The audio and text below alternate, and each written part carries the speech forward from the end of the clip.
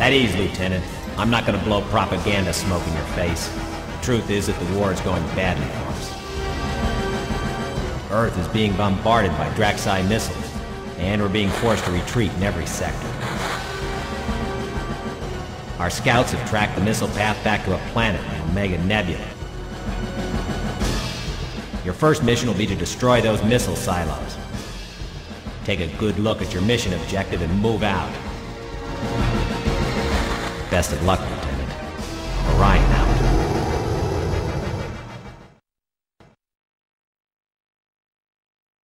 On va enfin parler des jeux concernant la 3DO et on va tout de suite commencer par le jeu qui a fait fantasmer tout le monde à l'E3, à savoir Total Eclipse.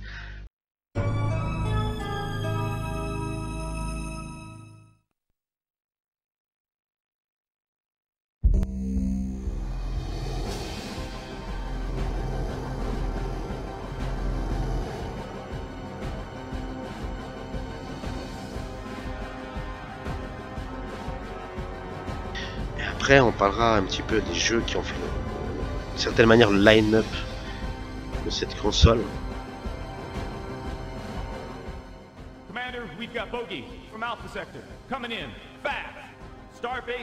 Et je vais vous laisser apprécier l'intro de Total Eclipse. Commander, we're detecting an energy surge. They're charging weapons. Ensign, notify the Stellar Command that we're under attack and get Gamma Squadron off the deck pronto. Scrambling Gamma Squadron. Intercept in 2 minutes. We're hit! Shields are down! Commander, receiving a low-frequency comm signal. Switching to view screen now.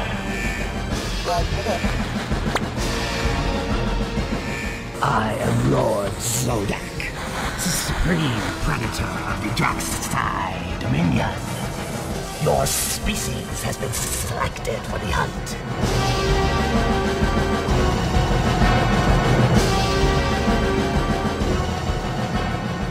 You should regard it as an honor to feed us. We hunt only the quickest and the smartest. What you are about to witness is what we call Juk Pulan, which in your language means sun dagger.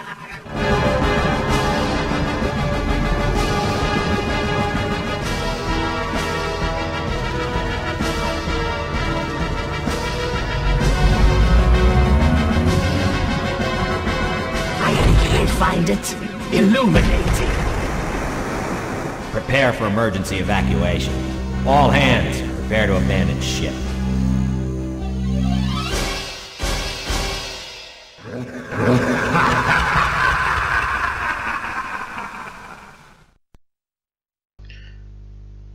Donc voilà, je vous ai passé l'intro complète qui, ma foi, fait quand même illusion, hein. On est en 93, ça en jetait.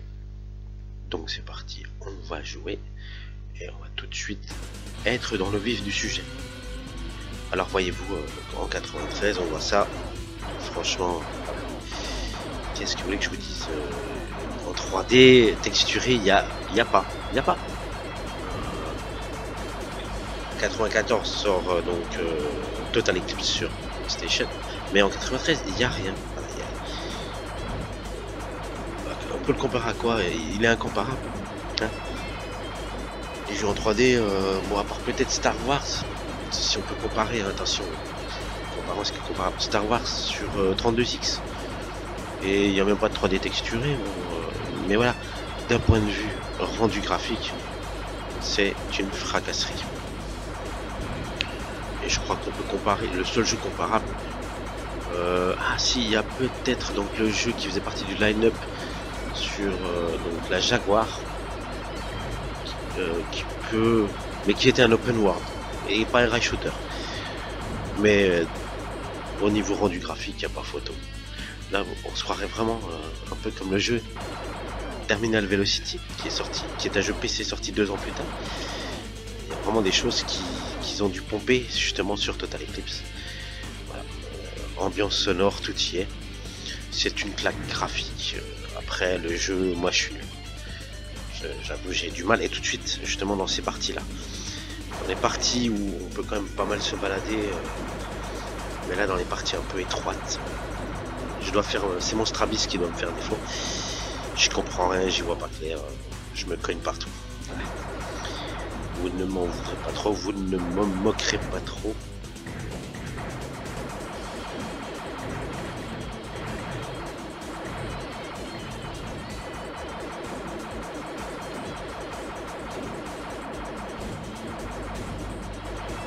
Je me concentre, pardonnez-moi. Je vais avoir du mal, je le sens, voilà, je le sentais. C'est pas facile. Dans ces endroits exigus là, j'ai vraiment ça. Je perds patience.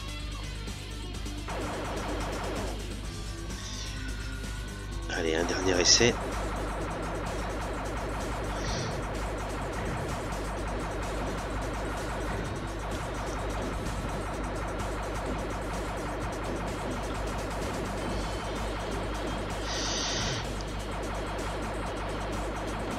C'est frustrant. J'ai du mal quand même. Bon, j'ai encore du bouclier, hein, vous voyez en haut. La jauge verte.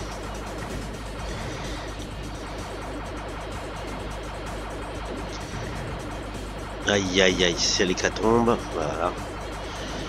Je vais m'écraser copieusement. Je ne sais pas quand. Mais c'est imminent. Voilà. Je vais me faire un game over quand même.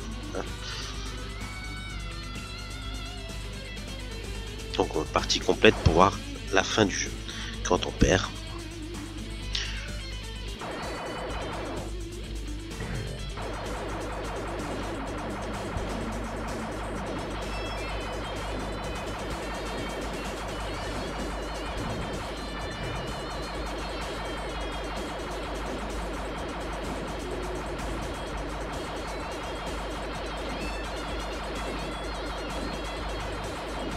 Donc là, ce n'était pas des obstacles, hein, c'était des champs magnétiques qui donnaient du boost au vaisseau.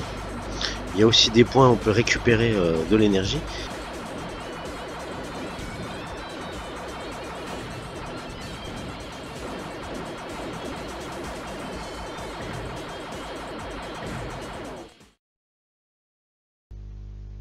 Et je comprends pas pourquoi j'ai perdu là.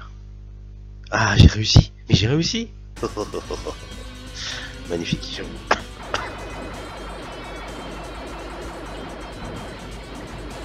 Bon, là c'est l'hécatombe, je me cogne partout. Là il y avait, vous voyez, alors c'est très délicat, il faut choper la pastille qui est au-dessus et tout de suite redescendre. Coordination vraiment, ouais, faut s'entraîner quoi. À torcher, il faut s'entraîner. Alors là, voilà, bah voilà, c'est pas simple, c'est pas simple. C'est compliqué mes enfants.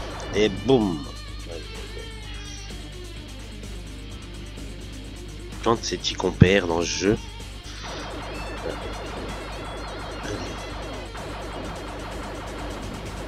Non mais là il n'y avait pas la pastille.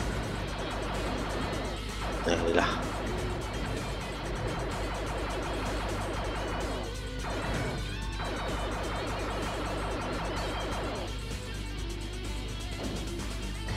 J'ai du mal à m'orienter. Là en fait il faut savoir. Voilà, vous voyez, il faut calculer où c'est qu'on va. Donc la première plateforme c'était en haut à gauche. Il faut synchroniser. Hein, voilà.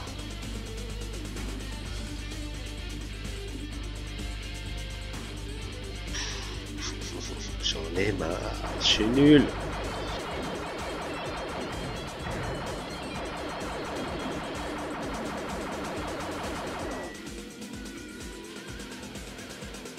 Donc quand même le jeu semblait très difficile quand même. Là c'était, eh ben vous voyez en fait, je n'y comprends plus rien. C'est aléatoire en fait. C'est aléatoire. Donc c'est pas simple. On a perdu, hein. On va pas refaire un continu. On va perdre et on va voir la démo de fin.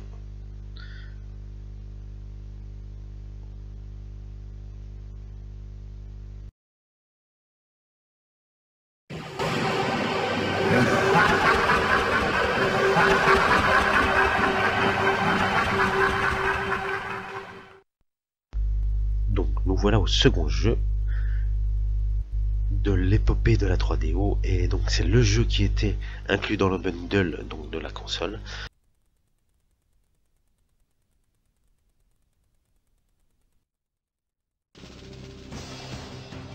Du bienfaiteur Crystal Dynamics, mais là dans un tout autre registre.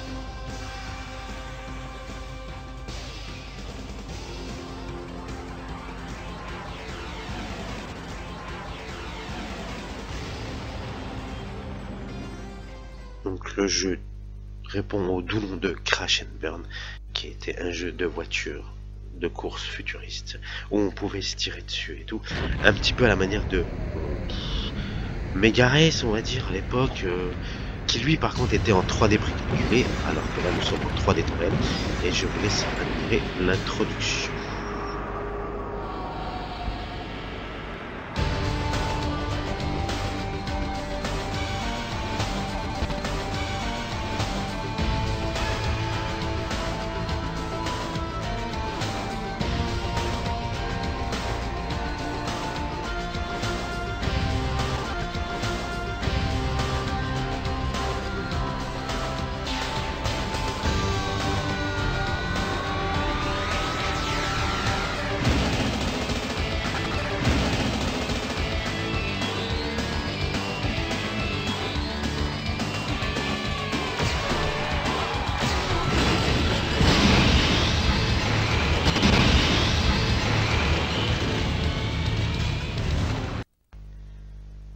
Alors sachez que je n'ai pas fait que graver tous mes jeux, comme il m'arrive de le faire quand donc les jeux sont trop chers, mais là il se trouve que j'ai acheté une version de Crash and Burn qui est plus ou moins bizarre parce qu'en fait on voit bien des têtes de protagonistes plus ou moins anglais, occidentaux, américains, je ne sais pas, mais qui parlent en japonais, voyez plutôt. Donc soyez indulgents, ne se moque pas.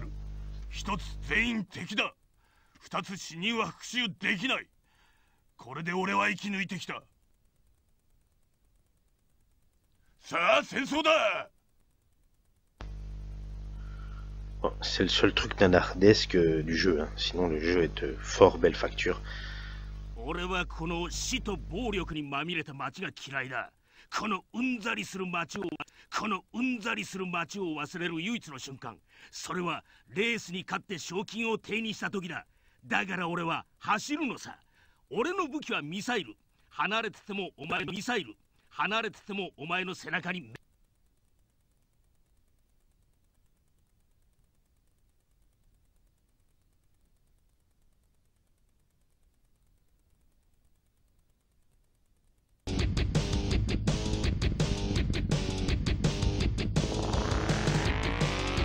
Donc j'ai pris le circuit, le premier qui me tombait sous la main.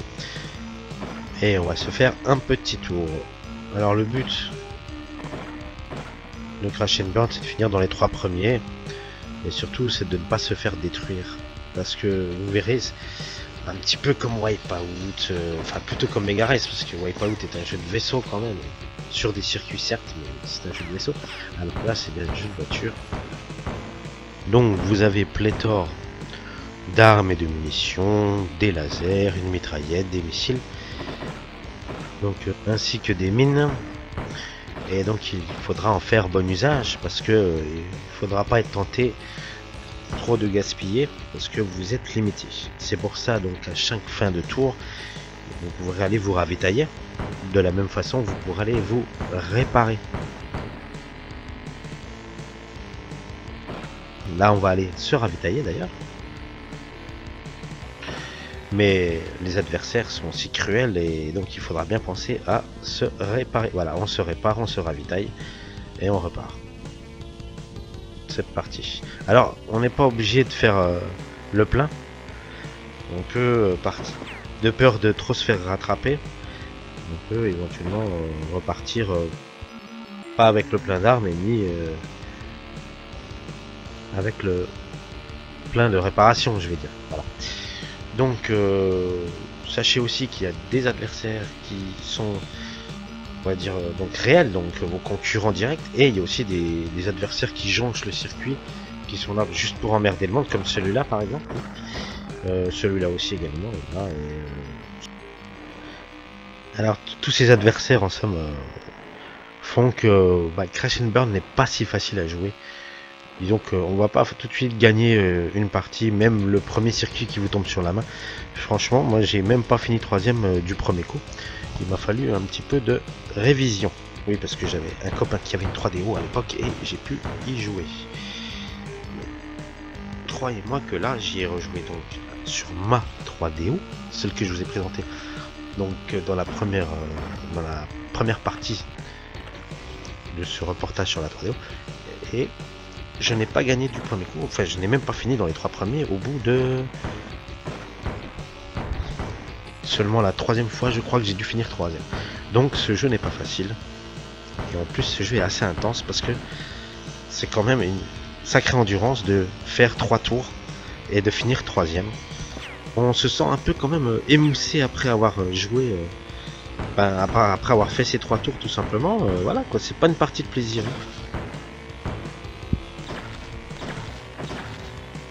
Oui, ces adversaires là qui jonchent un petit peu tout le circuit, qui ne comptent pas parmi les concurrents, sont vraiment pénibles, surtout dans les virages.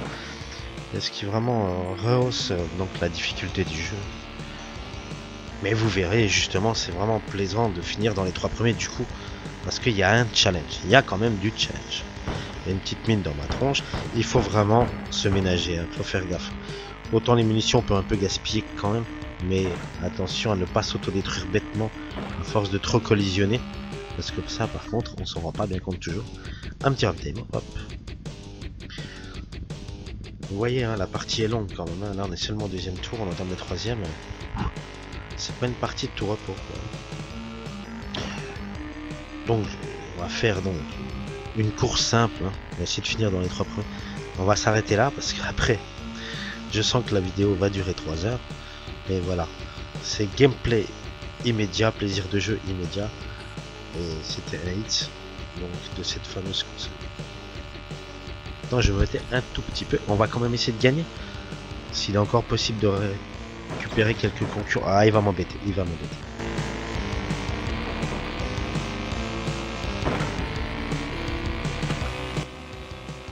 Ce qui m'avait aussi impressionné la première fois que j'ai vu j'allais dire Candy Crush, Crash and Burn, pardon. Et ben c'est ces reliefs, hein. Vous voyez les descentes, les montées, les courbes. On n'avait pas vu ça en 3D texturé, on n'avait jamais rien vu de tout ça. Alors si en arcade évidemment, hein, mais pas sur un ordinateur ni sur une console. Peut-être sur PC, encore pas en 93, je sais pas trop. Là, on était scotché vraiment. Relief, profondeur du relief, et aussi donc la profondeur du champ de vision, hein. Il n'y a pas le graphisme qui arrive au coup par coup violemment comme il y avait souvent sur la Saturn par exemple, et disons-le aussi sur la PlayStation, hein. Et même les autres jeux, vous verrez, il n'y avait pas trop ces problèmes là sur la 3D. C'était un peu mieux gaulé, hein, franchement. Alors on va faire combien? On va pas y arriver. On est 3ème, on est 3ème. Ils sont loin devant, hein. Ils sont... Je fais ma courbe. Ouais. Ça va être chaud.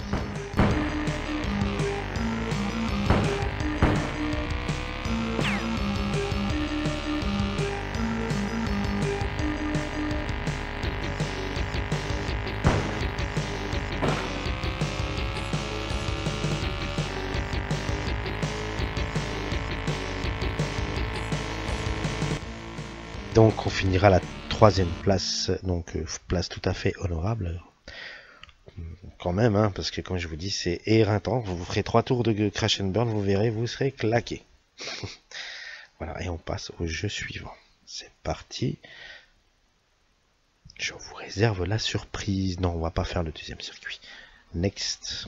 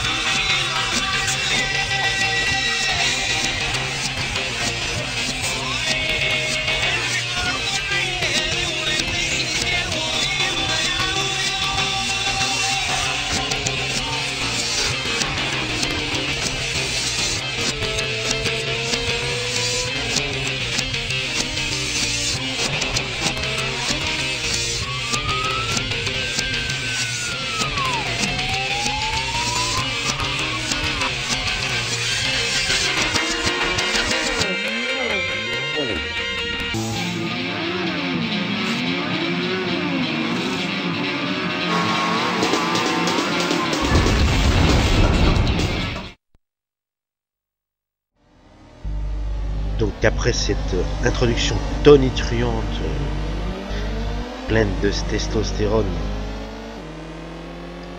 donc voilà dans le cœur du jeu donc Road Rash, donc la version 3D, puisqu'auparavant il était sorti 2 versions, voire peut-être même 3 sur des consoles 16 bits.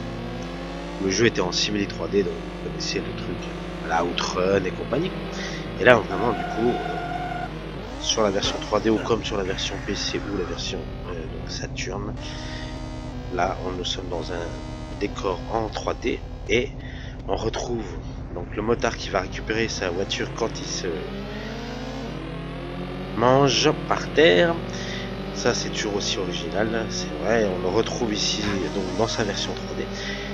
Et sinon le plaisir du jeu il reste intact. Et donc vraiment c'est le pied total. Donc le gameplay vraiment, on n'est pas dans le réalisme, même il y a des gestions des collisions qui sont parfois assez indulgentes je dirais. Parce qu'on peut un peu se manger des arbres et pas tomber forcément. Mais on s'en fout, le but dans Road Rash c'est de fracasser son prochain. Et force est de constater que ça s'y prête très très bien. Voilà. Donc après la réalisation sur la 3D, une fois de plus, elle est au rendez-vous. Je vous rappelle que donc Road Rash sur 3D sort encore une fois de plus, donc avant forcément la version PlayStation et aussi avant la version Saturn, ce qui donc la première fois qu'on le voit on prend une claque. La version PC sort un petit peu après, c'est la plus belle à condition d'avoir la machine qu'il fallait. Sinon la version la plus belle je dirais que c'est la version 3D. Mais par contre c'est pas forcément la version la plus fluide, loin de là. Nous sommes en 25 images secondes donc dans sa version 3DO, alors que nous approchons des 50 images secondes dans la version donc PlayStation. Après franchement je trouve que vous voyez les décors viennent vraiment pas par à coup, ce qui n'est évidemment pas le cas sur la Saturn ou sur la PlayStation, et ça vraiment un gage de qualité caractéristique de la 3D. Et voilà la police qui va les courir après, mais bon, comme on vient de s'éclater la tronche dans un mur, ils arrivent pas. Alors, on va peut-être pouvoir les éviter.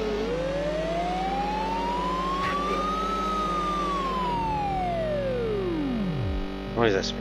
Voilà. Donc, et oui, alors aussi, un petit peu comme Crash and Burn, le jeu n'est pas simple.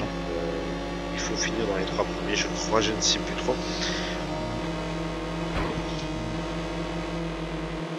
Donc en tout cas, il faut se placer à l'arrivée de la course et c'est pas gagné.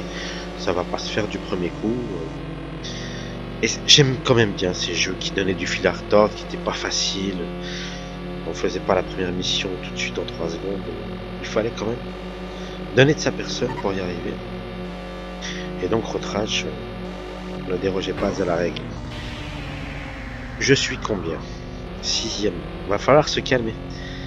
Va falloir jouer mieux. Elle est où ma caisse? Je l'ai perdue. Je suis... Ah bah dis donc, elle était loin.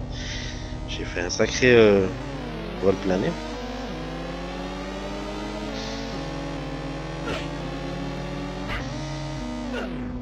Bon là ça se... Vraiment là ça se corse fortement. 2 chutes en 3 secondes là ça va plus. Non mais va pas m'emmerder lui. Non c'est bon, elle s'est arrêtée quand même.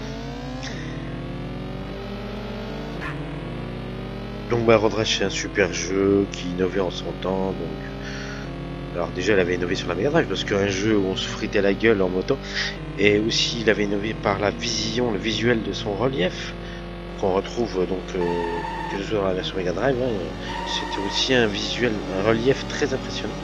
Les montées, les descentes, les virages qu'on retrouve là ici, hein, typiquement là dans ce virage pareil, dans ce virage à gauche qui monte, vraiment c'est impressionnant. Voilà, le plaisir du jeu est total. Un grand hit de la 3DO. Un petit coup de savate à monsieur Chips. Allez, bon, je pense qu'il s'est éclaté dans la voiture.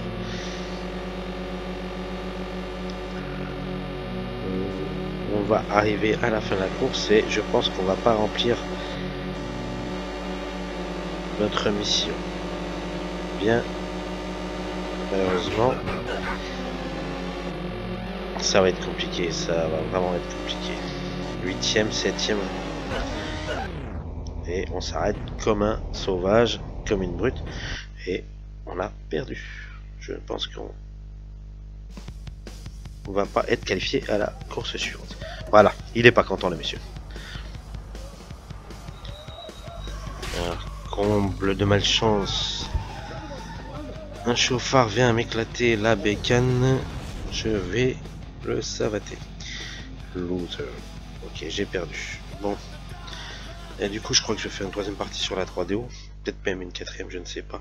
Je n'arrive plus à m'arrêter. Je n'ai pas envie de faire des mentions honorables sur encore 3 ou 4 jeux que j'ai capturés et que je tiens à vous faire découvrir ou redécouvrir.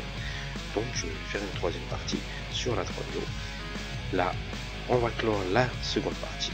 Et je vous dis de ne pas manquer surtout la 3e partie qui arrivera donc du coup d'ici 2-3 jours. Salut mes petits tourteaux, bye bye, à dans 3 jours.